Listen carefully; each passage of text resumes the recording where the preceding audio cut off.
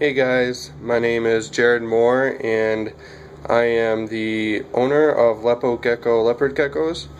I'm starting to do a YouTube series to maybe get my name out there a little bit more, maybe sell some more geckos. I see a lot of videos online of people with their hatchlings and their geckos, and comments are being blown out of the water with, "Ooh, I want one, they're so pretty," and all this. So thought I'd give it a shot. I guess this is just my introduction video, and I'm still getting things set up, figuring out how I'm going to do it.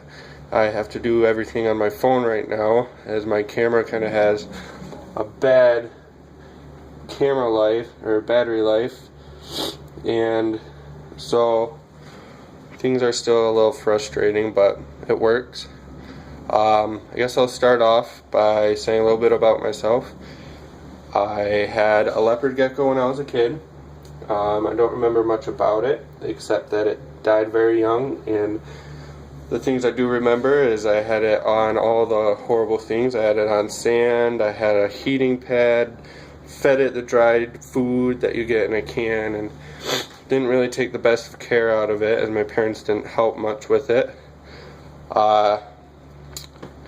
Then a few years later I got into college, and I was thinking that I wanted to take another shot at leopard geckos, so I actually did some reading and some research on the internet and figured out all the necessary things for it. I joined a forum, joined a couple forums, asked a lot of questions, and did everything right pretty much.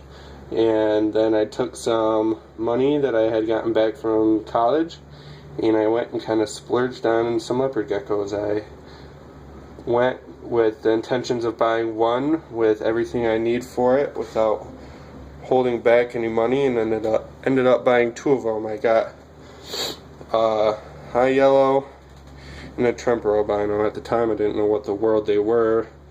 I just thought they were cool looking. But then I got the 20-gallon, the heat pad, the Repti carpet. I got everything right.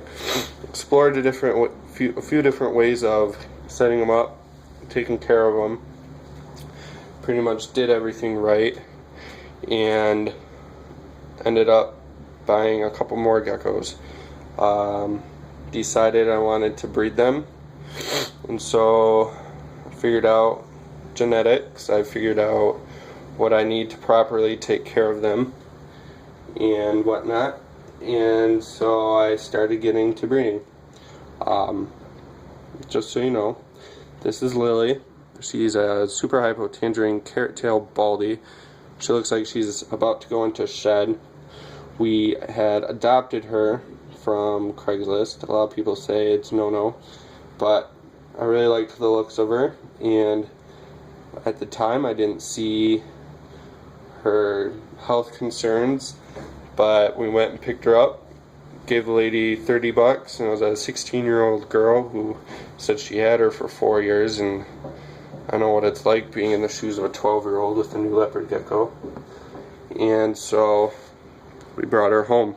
We got her, and she had no toes, shed stuck on all of her toes, and we had worked all that off, and she was very dark.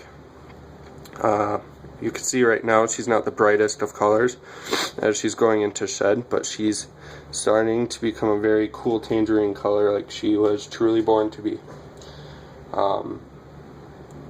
We bred after we got her up to par and up to weight. She was a 4-year-old gecko, only at 40-something grams, and so we got her up to weight, and I decided that before I go huge into breeding, I want to take a shot at it with just some of my own geckos, and so I bred her with my high yellow heady clips, and I got some eggs out of them.